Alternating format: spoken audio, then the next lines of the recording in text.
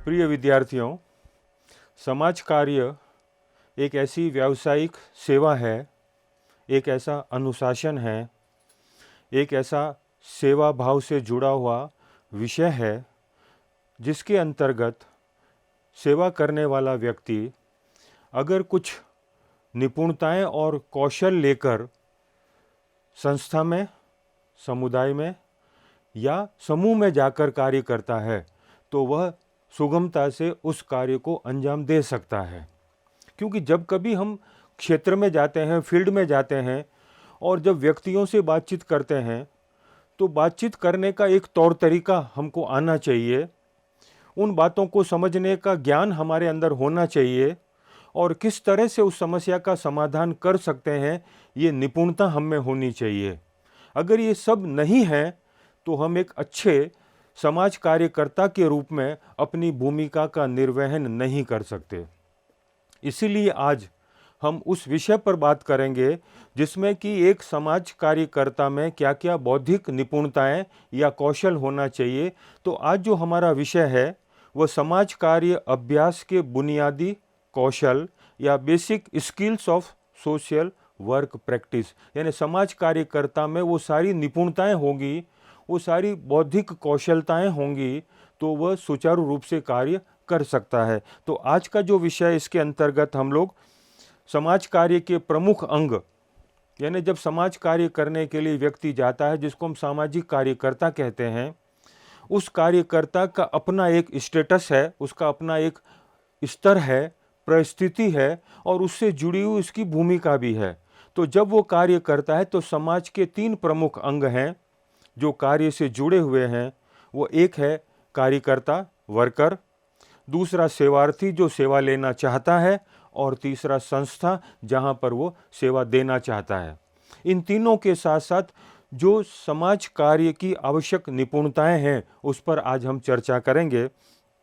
तो जो सबसे पहली बात हम लोग कहते हैं कि समाज कार्यकर्ता एक मल्टी डायमेंशनल, बहुआयामी व्यक्तित्व लिए हुए होता है, यानी उसको कई प्रकार के रोल प्ले करने, कई प्रकार की भूमिकाएं निभानी है।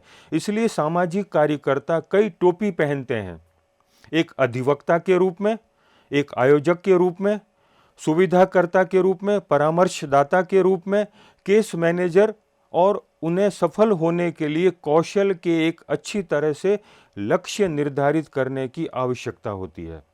यद्यपि ऐसा लग सकता है कि एक अभ्यास के रूप में सामाजिक कार्य की विविधता का ज्ञान और विशेषज्ञता की लगभग असीम सीमा की आवश्यकता होती है, एक सामाजिक कार्यकर्ता महत्वपूर्ण कौशल का रूप विकसित करने के बाद अधिकांश स्थितियों में अच्छी तरह से कार्य कर सकता है। सामाजिक कार्य एक बहुमुखी क्षेत्र है जो कई प्रकार के वातावरण से जुड़ा हुआ है। क्योंकि जब सामाजिक कार्यकर्ता व्यक्ति से जुड़ता है, समूह के अंतर्गत कार्य करता है, समाज या संस्था में कार्य करता है, तो कई बार उसे परामर्श देनी होती है, काउंसलिंग करनी होती है, कई बार वह सेवार्थी को मार्गदर्शन भी करता है, कई बार उन समस्याओं को समझने के लिए चिंतन और एक कार्य कारण संबंधों से भी वो अपने आप को जोड़ता है ताकि वह सुचारू रूप से उस समस्या का निदान कर सके और उसके लिए उपचारात्मक, सुधारात्मक, निरोधात्मक सारे प्रयास वह आसानी से कर सके। इसलिए एक बहुआयामी उसका क्षेत्र है और उस क्षेत्र में जो बहुआयामी है उसमें अपने बहुआयामी व्यक्तित्व के लिए कौशल को विकसित करना अति आवश्यक है। सामाजिक कार्यकर्ता क्लिनिक, अस्पतालों, स्कूलों, पुनर्वास सुविधा गृह, स्वास्थ्य देखभाल, धर्मशाला, सामाजिक सेवाओं और अन्य व्यवस्था और सेवाओं में व्यक्तियों, परिवारों और लोगों के समूह की मदद करते हैं। समाज कार्य व्यावसायिक ज्ञान एवं सिद्धांतों पर आधारित सहायता प्रदान करने का कार्य है। इसके अंतर्गत प्रशिक्षित समाज कार्यकर्ता के द्वारा समस्याग्रस्त सेवार्थी को उसकी समस्या समाधान करने की प्रक्रिया में सहायता दी जाती है। इस प्रकार समाज कार्य व्यवसाय के 3 प्रमुख अंग हैं, एक कार्यकर्ता, दूसरा सेवार्थी और तीसरा संस्था। चूंकि सामाजिक कार्यकर्ता कई जगह पर कार्य करता है, कई बार वह अस्पतालों में, हॉस्पिटल्स में काम करता है, कई बार वो समाज में, कई बार समूह के बीच लोगों के साथ अंतरक्रियात्मक संबंध स्थापित करके कार्य करता है। कई बार वो रिहेबिलिटेशन सेंटर, पुनर्वास केंद्रों पर भी काम करता है। तो इन सारे स्थानों पर उसे काम उस समय करने में सुविधा होगी जब उसके पास कौशल और ज्ञान होगा, जब उस कौशल और ज्ञान के आधार पर वह निपुणताओं को विकसित करेगा, ताकि वह सुचारू रूप से उन सारे क्षेत्रों में वह काम कर सके। एक अच्छे काउंसलर के रूप में, एक अच्छा रिहेबिलिटेशन सेंटर में परामर्श देने के रूप में, सेवा देने के रूप में, समस्या के निदान के रूप में वह अपनी भूमिकाओं का सही परिप्रेक्ष्य में निर्वहन कर सकता है। तो इस समाज कार्य के 3 अंग हो गए। एक कार्यकर्ता जो वर्कर है, जिसे हम सोशल वर्कर या सामाजिक कार्यकर्ता कहते हैं। वो काम किसके लिए करता है? वो सेवार्थी के लिए, जिसको सेवा चाहिए, अर्थात जो समस्या से जुड़ा हुआ है, जो अपनी समस्या से पीड़ित है और अपनी समस्या का निदान करना चाहता है। उस व्यक्ति को, जो सेवार्थी है, उसको सेवा कौन देगा? समाज कार्यकर्ता। और वो कहाँ देगा? इसके लिए संस्था की आवश्यकता है। ऐसा प्लेटफॉर्म, ऐसा स्थान, ऐसी जगह जहाँ पर वो सेवा करने के लिए आता है, उसे संस्था कहते हैं। तो 3 अंग हो गए, कार्यकर्ता, सेवार्थी और संस्था। तो सबसे पहले कार्यकर्ता। कार्यकर्ता सामाजिक कार्यकर्ता। कार्यकर्ता समाज कार्य में शिक्षित एवं प्रशिक्षित एक ऐसा व्यावसायिक व्यक्ति होता है जिसे समाज कार्य के सिद्धांतों, मूल्यों, आचार संहिताओं का संपूर्ण ज्ञान होता है और जिसके पास व्यावसायिक कौशल और निपुणता भी होती है, जो मानव व्यवहार का जानकार होता है। यह कार्यकर्ता वैयक्तिक समाज कार्यकर्ता, सामूहिक समाज कार्यकर्ता एवं सामुदायिक संगठनकर्ता भी हो सकता है। सामाजिक कार्यकर्ता सामाजिक मामलों का जानकार होता है। इसमें व्यक्ति, समूह तथा समुदाय की आवश्यकताओं, समस्याओं की समझ एवं योग्यता होती है। वह सेवार्थी की समस्या को समझने में उसकी मदद करता है तथा उसमें आत्मबोध का विकास करता है। तो जब हम सामाजिक कार्यकर्ता को लेते हैं तो हम कहते हैं एक ऐसा व्यक्ति है जिसके पास व्यावसायिक ज्ञान है, प्रोफेशनल नॉलेज है, और वह प्रोफेशनल नॉलेज वह शिक्षण संस्थाओं में पाठ्यक्रम के दौरान जो कुछ सीखता है उससे अपना ज्ञान बढ़ाता है और उसी ज्ञान के आधार पर वह प्रैक्टिस से जुड़ता है, प्रशिक्षण से जुड़ता है। तो ज्ञान भी है, शिक्षण भी है और प्रशिक्षण भी है। दोनों के साथ साथ जुड़कर वह समाज में जब जाता है तो कई बार व्यक्ति से उसकी अंतर्क्रिया होती है, व्यक्ति के समक्ष वह जाता है और वह व्यक्ति सेवार्थी के रूप में है। तो उसे व्यक्ति के साथ कार्यकर्ता और सेवार्थी के बीच संबंध बनाना है। कई बार वह समूह में जाता है, समूह में बहुत सारे लोग हैं, उन लोगों के साथ भी उसे समस्या को समझना है। और कई बार वह समुदाय में, चाहे वो ग्रामीण समुदाय हो, चाहे वो नगरीय समुदाय हो, चाहे वो महानगरीय समुदाय हो और चाहे वो जनजातीय समुदाय हो, उन समुदायों में भी उसे जाना है। तो ये तीनों अलग अलग वातावरण को दिखाते हैं, वातावरण को प्रदर्शित करते हैं। व्यक्ति का वातावरण भिन्न है समूह के वातावरण से और समूह का वातावरण भिन्न है समुदाय के वातावरण। तो प्रत्येक प्रकार के वातावरण के साथ सेवा कार्य से उसे जुड़ना है और इसके लिए उसके पास कौशल होगा, उसके पास निपुणताएं होंगी। तो वो व्यक्ति के स्तर पर भी, समुदाय के स्तर पर भी और समूह के स्तर पर भी वह अपनी सेवाएं दे सकता है। इसलिए एक ऐसा ज्ञानवान व्यक्ति है सामाजिक कार्यकर्ता जो अनेक प्रकार के ज्ञान से जुड़ा हुआ है और उसी ज्ञान के आधार पर वह सेवा देने के लिए भी तत्पर रहता है। सामान्यतया कार्यकर्ता जब व्यक्ति की सेवा कार्य के अंतर्गत कार्य करता है तो उसे सेवार्थी की सांवेगिक समस्याओं का समाधान करना पड़ता है। समाज कार्यकर्ता समूह कार्य की प्रक्रिया में भी अपनी भूमिका का निर्वहन करता है। समूह कार्य के अंतर्गत कार्यकर्ता द्वारा समूह की आवश्यकताओं का पता लगाया जाता है और चेतना पूर्वक एक समूह के निर्माण के लिए कार्य करता है। इसी तरह सामुदायिक संगठन के अंतर्गत भी सामाजिक कार्यकर्ता के द्वारा समुदाय की आवश्यकताओं की पहचान की जाती है, उसका क्रम निर्धारण किया जाता है और समुदाय में एक संगठन विकसित किया जाता है। इस तरह वह व्यक्ति समूह और समुदाय तीनों स्तरों पर कार्य करता है। तो तीनों चूंकि अलग अलग पर्यावरण से जुड़े हुए हैं, व्यक्ति से जब जुड़ता है तो व्यक्ति के साथ इमोशनल फीलिंग्स भी उसकी विकसित हो जाती है, उसकी अपनी पीड़ाओं से भी वो जुड़ता है जो व्यक्तिगत स्तर पर है। तो जब एक सेवार्थी अपनी उस पीड़ा को, जो व्यक्तिगत पीड़ा है, वो सामाजिक कार्यकर्ता के समक्ष प्रस्तुत करता है तो सांवेगिक भावनाओं से जुड़ जाता है। जब वो समूह में जाता है तो समूह प्राथमिक भी होता है और द्वितीयक भी होता है, कई बार मनोवैज्ञानिक भी होता है, कई बार अंतर समूह भी होता है, कई बार बाह्य समूह भी होता है। तो उन सारे समूहों में जो रहने वाले लोग हैं उनकी अपनी अपनी आवश्यकताएं हैं। प्राथमिक समूह में रहने वालों की अपनी आवश्यकताएं हैं तो द्वितीयक समूह में रहने वालों की अपनी आवश्यकताएं हैं। उन आवश्यकताओं को क्रम निर्धारित करना है, उन आवश्यकताओं के क्रम को निर्धारित करके उसे समूह में सेवा देनी है। और जब वो समुदाय में जाता है तो ग्रामीण समुदाय की पृष्ठभूमि भिन्न है नगरीय समुदाय की पृष्ठभूमि से।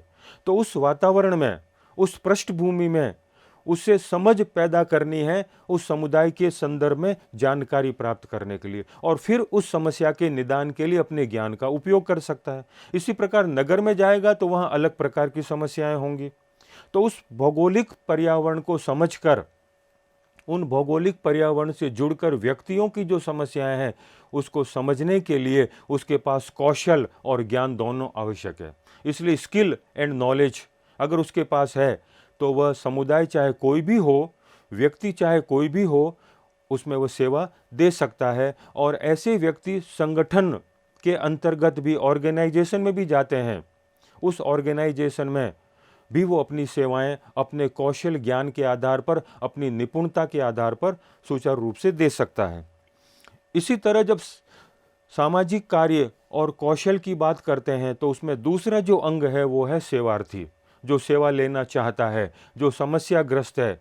और यह व्यक्ति, समूह या समुदाय जो कुछ है वो सेवा लेने वाले हैं। तो जब हम सेवार्थी की बात करते हैं तो समाज कार्य व्यवसाय में सेवा का प्रमुख केंद्र सेवार्थी ही होता है।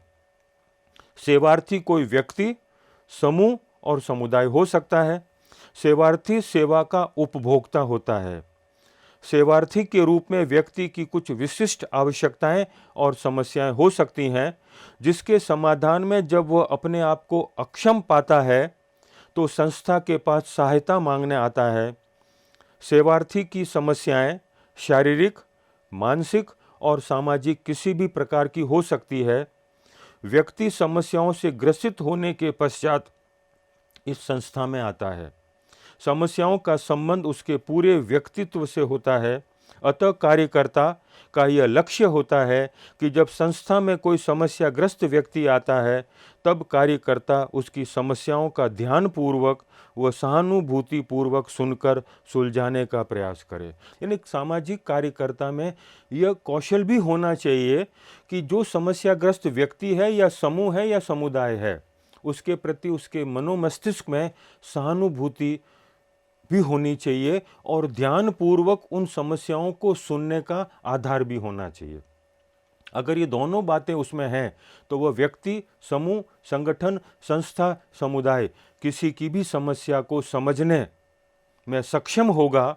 और जब समस्या को समझने में वो सक्षम अपने आप को बनाएगा तो उस समस्या के निदान में भी वह सक्षम हो जाएगा। इसलिए आवश्यकता है उस कौशल की, उस ज्ञान की जो सामाजिक कार्यकर्ता के पास होना चाहिए। तीसरा जो अंग है कौशल और बौद्धिक क्षमता का वो है संस्था।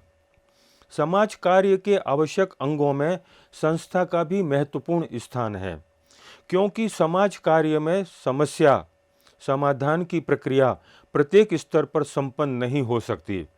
उसके लिए एक स्थान की आवश्यकता होती है जहां पर सेवार्थी को उसकी समस्याओं को सुलझाने में मदद की जा सके। संस्था वह स्थान भी होता है जहां पर कार्यकर्ता एक कर्मचारी के तौर पर अपनी सेवाएं उपलब्ध करवाने के लिए तत्पर रहता है। संस्था के तत्वावधान में ही समस्या समाधान के लिए आवश्यक भौतिक और प्राविधिक उपकरण विशेषज्ञों की सेवाओं के रूप में सहायता की व्यवस्था की जाती है। तो जब हम बात करते हैं तीसरे अंग की तो तीसरा अंग है संस्था। उसे हम अंग्रेजी में इंस्टीट्यूशन कहते हैं।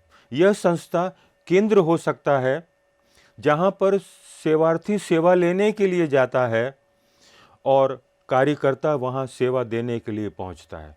चाहे वो अस्पताल हो सकता है, चाहे वो सुविधा केंद्र हो सकता है, चाहे वह पुनर्वास केंद्र हो सकता है, चाहे महिला बाल कल्याण केंद्र हो सकता है, अनुसूचित जाति जनजाति सहायता केंद्र हो सकता है, अल्पसंख्यक और हाशिए पर रहने वाले लोगों की समस्याओं के निदान का स्थान हो सकता है। कोई भी स्थान हो सकता है, उस स्थान पर व्यक्ति जाता है, क्योंकि सेवा हर स्थान पर उपलब्ध नहीं होती है। उसके लिए एक विशेष चिन्हित स्थान की आवश्यकता है और ऐसे चिन्हित स्थान पर ही समस्या से ग्रसित व्यक्ति पहुंचता है और उस स्थान पर सेवा देने वाला व्यक्ति जो शिक्षण और प्रशिक्षण से ज्ञान प्राप्त करके कौशल का विकास करके अपनी सेवाएं देने के लिए वह संस्था में आता है। अब वहाँ पर दोनों एक दूसरे के साथ अंतरक्रियात्मक संबंध विकसित करते हैं और उस अंतरक्रियात्मक संबंधों के माध्यम से ही सेवार्थी अपनी बात को कहता है और कार्यकर्ता उस बात को समझने का प्रयास करता है और दोनों एक दूसरे से जुड़कर कार्यकर्ता उस समस्या से जूझने वाले व्यक्ति, उस समस्या से ग्रसित व्यक्ति को सेवा देकर उस समस्या को दूर करने का प्रयास करता है। जब हम सामाजिक कार्य की बात करते हैं तो समाज कार्यकर्ता, उसके साथ सेवार्थी जो सेवा लेने वाले व्यक्ति हैं और उसके साथ संस्था, इन तीनों के अंतर्गत जो सेवा देने वाला व्यक्ति कार्य करता है उसके पास कुछ विशेषताएं होनी चाहिए। अगर वो विशेषताएं कौशल के रूप में उसने विकसित नहीं की है तो वह सही तरीके से अपनी सेवा को मूर्त रूप नहीं दे पाएगा। जैसे हम लोग कई बार बात करते हैं, साक्षात्कार के लिए जाते हैं और साक्षात्कार में किसी अजनबी के पास जाते हैं तो अजनबी तुरंत उत्तर देने को तैयार नहीं हो जाएगा। उसके मस्तिष्क में कई सारी बातें होती है कि यह व्यक्ति कहाँ से आया है, क्यों आया है, किस कारण से आया है, मेरा नाम कहाँ से आया, ये सारी बातें वो अगर सुचारू रूप से समझा सके उत्तरदाता को तो उत्तरदाता तैयार हो सकता है। यानी उसमें वो स्किल होनी चाहिए कि वह बातों को समझा सके और बातों को सुन सके। इसको कहते हैं सही संचार और सही प्रत्युत्तर, accurate communication and accurate response. जब सेवार्थी किसी संस्था में जाता है अपनी समस्या को लेकर तो कार्यकर्ता वहाँ पर विद्यमान है, तो वह उन बातों को समझने के लिए अपने ज्ञान का उपयोग करेगा, क्योंकि सेवार्थी संचार के माध्यम से, चाहे वो भाषा हो चाहे वो प्रतीक हो, उसके द्वारा अपनी बात कहने की कोशिश करता है और कार्यकर्ता उन शब्दों को, उन प्रतीकों को समझने का अगर कौशल और ज्ञान है तो उसको समझ सकता है। तो इसलिए कुछ ऐसी विशेषताएं हैं संचार की, एक्यूरेट संप्रेषण हो, उन दोनों के बीच, दोनों के साथ संबंध उसकी पूर्ण और मूल विशेषता है। तो इसलिए जब हम बात करते हैं निपुणताओं की तो समाज कार्य की कुछ आवश्यक निपुणताएं हैं। सामाजिक कार्य के लिए पेशेवर, प्रोफेशनल, भावनात्मक और संज्ञानात्मक कौशल की एक विविध और मांग वाली सीमा की आवश्यकता होती है। जबकि कई लोग जो सामाजिक कार्यकर्ता बन जाते हैं उनके पास इन कौशल के लिए एक स्वाभाविक योग्यता है, उन्हें पूरे कैरियर के दौरान बेहतर बनाना आवश्यक है। वास्तव में जीवन भर सीखने वाला बनना पेशेवर सामाजिक कार्यकर्ता की एक नैतिक आवश्यकता है। इन पेशेवरों की विभिन्न प्रकार की भूमिकाओं के कारण प्रत्येक व्यवसायी के पास सामाजिक कार्य कौशल होते हैं। निम्नलिखित उदाहरण से कुछ सबसे महत्वपूर्ण कौशल का प्रतिनिधित्व कर सकते हैं। तो सबसे महत्वपूर्ण बात जो यहाँ पर हम देख सकते हैं वो है उसमें कार्यकर्ता के रूप में एक सीखने की प्रवृत्ति, क्योंकि सीखना किसी एक सीमा तक ही नहीं है, ये निरंतर चलने वाला अभ्यास है, निरंतर चलने वाली गतिविधि है। तो एक सामाजिक कर्ता नई नई बातों को, नई नई समस्याओं को, नए नए पर्यावरण में नए नए व्यक्तियों से जब अंतर्क्रिया करता है तो उसमें एक सीखने की भावना भी होगी, तो ही वह सही तरीके से सीख सकता है। तो उसे कहते हैं टॉलरेंस ऑफ अनसर्टेनिटी, अनिश्चितता के प्रति धैर्यता होनी चाहिए कि मुझे बहुत कुछ सीखना है, क्योंकि ज्ञान की कोई सीमा नहीं है और उस ज्ञान को सीखने के लिए उसमें एक लगन होनी चाहिए, पढ़ने की, नई नई शोध के बारे में जानकारी रखने की, तो वह अपने उस ज्ञान के आधार पर सही तरीके से समस्या के निदान में अपनी सकारात्मक भूमिका का निर्वहन कर सकता है। उसमें सबसे महत्वपूर्ण जो बात है, उद्देश्यपूर्ण संबंध स्थापित करने की क्षमता, यानी उसमें वो कैपेसिटी होनी चाहिए कि वह सही तरीके से संबंध बना सकें सेवार्थी के साथ। समाज कार्य व्यवसाय में सेवा प्रदान करने के लिए सेवार्थी से प्रत्यक्ष संबंधों के स्थापना की आवश्यकता होती है। इनके कुछ निश्चित उद्देश्य होते हैं तथा यह उद्देश्य पूर्णतया व्यावसायिक होते हैं, व्यक्तिगत नहीं होते। संबंधों की उद्देश्यपूर्ण स्थापना करते समय कार्यकर्ता को समूह के सदस्यों को एक दूसरे को स्वीकार करना तथा सामान्य उद्देश्यों की प्राप्ति में व्यक्ति एवं समुदाय का सहयोग प्राप्त करने की क्षमता होनी चाहिए। यानी यह उसमें कौशल होना चाहिए कि वह सेवार्थी के साथ संबंध स्थापित कर सके और स्वीकार कर सके कि मैं वह व्यक्ति हूँ, मेरे पास वो कौशल है, मेरे पास वो ज्ञान है कि मैं उस समस्या को समझ सकता हूँ। तो दोनों के बीच, दोनों एक दूसरे को स्वीकार करेंगे। जब तक दोनों एक दूसरे को स्वीकार नहीं करेंगे, सेवार्थी कार्यकर्ता को सेवा के लिए और कार्यकर्ता सेवार्थी को सेवा देने के लिए, अगर दोनों के बीच उद्देश्य पूर्वक जो संबंध स्थापित न हो, तो उनका सही रूप में संचालन संभव नहीं हो सकता। दूसरी जो महत्वपूर्ण बात है, परिस्थिति विश्लेषण की निपुणता। सामाजिक कार्यकर्ता की ज़्यादातर भूमिका प्रभावी ढंग से सुनने की होती है। इसका मतलब यह है कि सेवार्थी क्या कहते हैं और हर बातचीत में लगे रहने की प्रतिबंधित करते हैं, ताकि वे जानते हैं कि आप उन्हें समझ रहे हैं। अच्छा सुनने में विश्वास और सम्मान जल्दी स्थापित होता है, जिससे सेवार्थी आपसे सहज महसूस करेंगे। सबसे महत्वपूर्ण बात, सक्रिय श्रवण न केवल एक चिकित्सकीय गठबंधन का निर्माण करता है, बल्कि सेवार्थी को भी आपके द्वारा देखा और समझा जाता है। दिखाई देना और पुष्टि करना किसी भी अभ्यास में किसी भी चिकित्सकीय गठबंधन का एक मुख्य घटक है। यानी उस परिस्थिति के संबंध में जानकारी प्राप्त करना। जब कोई सेवार्थी आता है तो उस सेवार्थी की बात को सुनना, यानी आप में एक स्किल होनी चाहिए सुनने की। कई बार हम कहते हैं सुनना बहुत कष्टकारी होता है, लेकिन जब आप सेवा करने के लिए जा रहे हैं तो वहाँ एक सेवार्थी के साथ जो अंतर्क्रिया हो रही है, उसके बीच जो संबंध स्थापित हो रहे हैं, उस संबंध में आपको एक अच्छे श्रोता के रूप में अपनी भूमिका निभानी है, तभी आप उसका सही निदान कर सकेंगे। तो अच्छे श्रवणकर्ता के रूप में आपको अपनी भूमिका का निर्वहन करना है, जो आप में एक कौशल के रूप में उसको विकसित करने का आधार आपको शिक्षा और प्रशिक्षण दोनों के माध्यम से प्राप्त होता है। भावनात्मक बुद्धिमत्ता, इंटेलिजेंसी भी होनी चाहिए। कई लोग जो सामाजिक कार्यकर्ता होने का फैसला करते हैं, उनके पास पहले से ही उच्च भावनात्मक बुद्धिमत्ता है। इसमें उच्च स्तर की आत्म जागरूकता, सहानुभूति और दूसरों के प्रति संवेदनशीलता शामिल है। सामाजिक कार्यों में अक्सर आपको जो कुछ भी पता है उसे संतुलित करने की आवश्यकता है। सामाजिक कार्यकर्ता में समाज द्वारा अपनी सकारात्मक तथा नकारात्मक दोनों प्रकार की अभिव्यक्ति में समर्थ बनाने की निपुणता होनी चाहिए, जिससे वह किसी भी प्रकार की सामूहिक व आंतरिक चुनौतियों से निपट सके। यानी जब हम कहते हैं अच्छे कार्यकर्ता के गुण, तो उसमें भावनात्मक सहानुभूति, एक इमोशनल अटैचमेंट होना चाहिए, जिससे कि वह उसके साथ पूर्ण रूप से जुड़ सके।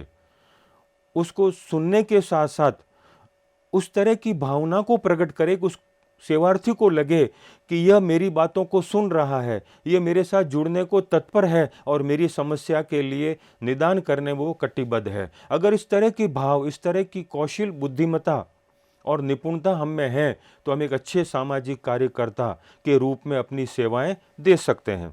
इसके साथ साथ परिस्थिति के साथ सहभागिता की निपुणता।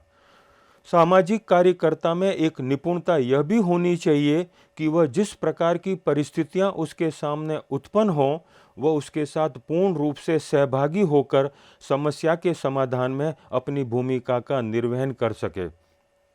कार्यकर्ता को स्थानीय स्तर में से ही नेतृत्व का विकास करने और उत्तरदायित्व ग्रहण करने की योग्यता का विकास करने में सहायता देने की निपुणता होनी चाहिए। जितना वह परिस्थिति के साथ सहभागी होगा, उतना ही सही परिप्रेक्ष्य में कोई समस्या का समाधान भी कर सकेगा। तो जब हम सहभागी की बात करते हैं, तो सह मीन्स साथ और भागी मीन्स भागीदार होना, उस परिस्थिति के साथ सहभागी होना। पार्टिसिपेशन यानी जब सेवार्थी किसी संस्था में समस्या को लेकर आता है, तो हम उसके साथ पार्टिसिपेट के तौर पर पार्टिसिपेशन करें, सहभागी के रूप में सहभागिता निभाएं। और जब सहभागिता होगी तो हम आसानी से उन चीज़ों को समझ सकते हैं। कई बार हमको सहभागी होने के साथ साथ ऑब्जर्वेशन करने का भी अवसर मिलता है, इसलिए हम कहते हैं सहभागी अवलोकन। पार्टिसिपेंट ऑब्जर्वर और पार्टिसिपेंट ऑब्जर्वेशन करते हैं, क्यों कई बार कुछ बातें वो कह नहीं सकता, लेकिन हम उसके साथ बैठकर उसके चेहरे के हाव भाव से बहुत चीज़ों का अवलोकन भी कर सकते हैं। उन चीज़ों को समझने में हमको आधार मिलेगा, इसलिए सहभागिता का गुण भी उसमें होना चाहिए। साथ में सहनशीलता, टॉलरेंस, क्यों कई बार ऐसी परिस्थितियां आती हैं क्षेत्र के दौरान कि जो सेवार्थी हैं आवेश में आ जाते हैं, बहुत अधिक चिल्लाने भी लगते हैं, तो हम में वो धैर्यता होनी चाहिए। इसलिए सहनशीलता, सामाजिक कार्यकर्ता विविध सेवार्थी के साथ काम करते हैं, सांस्कृतिक रूप से संवेदनशील और विभिन्न नस्लीय, सामाजिक, आर्थिक और सम्मान और खुलेपन के साथ जातीय समुदायों से आने वाले सेवार्थी के लिए सामाजिक कार्य अभ्यास का एक प्रमुख घटक है।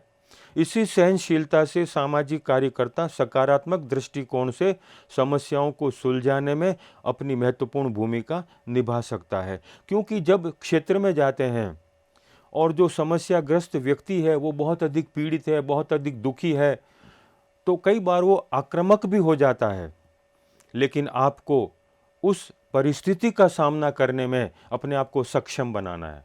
अगर हम सक्षम नहीं होंगे तो कई बार हम जो सेवा देने की इच्छा रखते हैं वह सकारात्मक दृष्टिकोण से सेवा नहीं दे पाएंगे। इसलिए सहानुभूति के साथ साथ सहनशीलता, सुनने के साथ साथ उसको टॉलरेंस करने की भी क्षमता हम में होनी चाहिए। इसके साथ स्वयं की देखभाल, अपने खुद को भी ध्यान में रखें। सामाजिक कार्य मांग और भावनात्मक रूप से तनावपूर्ण हो सकते हैं, इसलिए उन गतिविधियों में संलग्न होना महत्वपूर्ण है जो आपको स्वस्थ कार्य जीवन संतुलन बनाए रखने में मदद करते हैं। स्व देखभाल का तात्पर्य जो तनाव को कम करने और स्वास्थ्य और कल्याण को बेहतर बनाने में मदद करती है।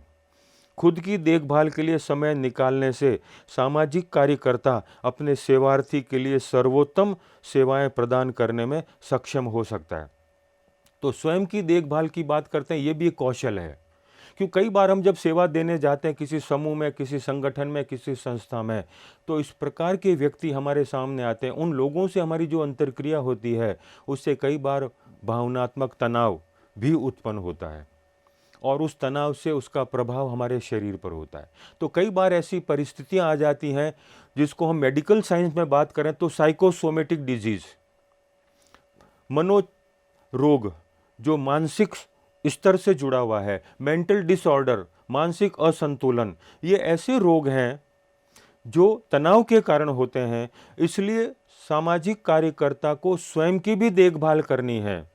ऐसी कोई परिस्थिति जो तनाव युक्त है उससे जूझते हुए अपने स्वयं को तनाव कम करने के सक्षम बनाना है। इसके लिए बहुत सारे तरीके हैं जिससे कि वो अपने तनाव को कम कर सकता है। जैसे हम कहते हैं घूमने के लिए चले जाएं, योगा करें, मेडिटेशन करें, ऐसे समय समय पर अन्य पुस्तकों को पढ़ें, टेलीविज़न देखें, अच्छे गाने सुनें, अच्छी पुस्तकों को पढ़ें। ये सारे कार्य हैं जो सामाजिक कार्यकर्ता को करते रहना चाहिए, जिससे कि ऐसी परिस्थितियों में जो तनाव देते हैं उसको कम से कम किया जा सके, ताकि वह सही तरीके से अपनी सेवा कार्य को मूर्त रूप दे सके। फिर कार्यक्रम के विकास में निपुणता, समाज कार्यकर्ता में एक निपुणता यह भी होनी चाहिए कि वो परिस्थिति द्वारा अपने विकास के लिए कार्यक्रमों के निर्माण की क्षमता विकसित कर सके, क्योंकि कई बार समाज कार्य के अंतर्गत कार्यकर्ता को कुछ ऐसे कार्यक्रम के विकास करने होते हैं जिससे वह सेवार्थी को सही दिशा निर्देश दे सके और उसकी समस्या के समाधान में अपनी महत्वपूर्ण भूमिका निभा सके। समाज कार्यकर्ता को चिंतन की प्रक्रिया का ज्ञान अवश्य होना चाहिए, जिससे समूह की कमियों की जानकारी हो सके और उसे समझकर सही कार्य कर सकें। इसको हम कह सकते हैं एक लाइन में क्रिएटिविटी, रचनात्मकता होनी चाहिए, ताकि उस तरह के कार्यक्रम बनाकर वह सही अपनी सेवाएं दे सकें सेवार्थी को। तो इन साथ साथ हम ये भी कह सकते हैं कि उसमें व्यावसायिक प्रतिबद्धता, प्रोफेशनल कमिटमेंट होना चाहिए। सामाजिक कार्यों में सफल होने के लिए आजीवन सीखने की आवश्यकता होती है। सामाजिक कार्यकर्ताओं में सामाजिक कार्य मूल्यों और नैतिकताओं के लिए पेशेवर प्रतिबद्धता होनी चाहिए और पेशेवर दक्षता विकसित करना जारी रखना चाहिए। सामाजिक कार्यकर्ता के मिशन को पूरा करने के लिए यह प्रतिबद्धता आवश्यक है। मानव कल्याण में वृद्धि करना और सभी लोगों की बुनियादी मानवीय ज़रूरतों को पूरा करने में मदद करना, जो कमज़ोर, शोषित और गरीबी में रहने वाले लोगों के सशक्तिकरण पर विशेष ध्यान देते हैं। यानी उसके प्रति उसमें पेशेवर सोच भी होनी चाहिए, तभी वो अपना सही व्यवसाय कर सकता है सामाजिक कार्यकर्ता के रूप में। इन सारी बातों को अगर हम सम अप करें या सारांश के रूप में लें तो समाज कार्य अभ्यास में कार्यकर्ता की भूमिका समस्या समाधान की प्रक्रिया में सर्वाधिक महत्वपूर्ण होती है। वह सेवार्थी के साथ समस्या समाधान की प्रक्रिया में समान रूप से सम्मिलित होता है, क्योंकि समाज कार्य का उद्देश्य लोगों की सहायता करना है। सेवार्थी के साथ व्यावसायिक संबंधों के समुचित प्रयोग के लिए कार्यकर्ताओं में आत्मबोध का होना आवश्यक है। समाज कार्य, जो कि व्यावसायिक ज्ञान एवं सिद्धांतों पर आधारित होता है, इसके अंतर्गत एक प्रशिक्षित समाज कार्यकर्ता के द्वारा समस्याग्रस्त सेवार्थी को उसकी समस्या समाधान करने की प्रक्रिया में सहायता दी जाती है। इसके 3 अंग कार्यकर्ता, सेवार्थी और संस्था होते हैं। इन तीनों के बीच सही तालमेल से ही सामाजिक कार्यकर्ता सही तरह से कार्य कर सकता है। सामाजिक कार्यकर्ता के सही कार्य करने की दिशा में उसके पास कुछ निपुणताएं भी होनी चाहिए। अगर ये निपुणताएं जैसे धैर्यता, पूर्ण सहभागिता की योग्यता, संचार की निपुणता, संबंध स्थापित करने की क्षमता, विकास कार्यक्रम की निपुणता, अगर ये सारी निपुणताएं सामाजिक कार्यकर्ता में होगी तो वह सही कार्य करते हुए सेवार्थी की समस्याओं के निदान में कार्य कर सकता है। तो यह जो महत्वपूर्ण बिंदु है कि एक सामाजिक कार्यकर्ता कहाँ काम करे, सेवार्थी और संस्था, समुदाय और समूह, और उसके साथ उसमें कुछ विशेष योग्यताएं अगर होगी, उसमें कुछ कैपेबिलिटीज़ होंगी, तो वह सही तरीके से अपनी सेवा दे सकता है जिन लोगों को सेवा की आवश्यकता है।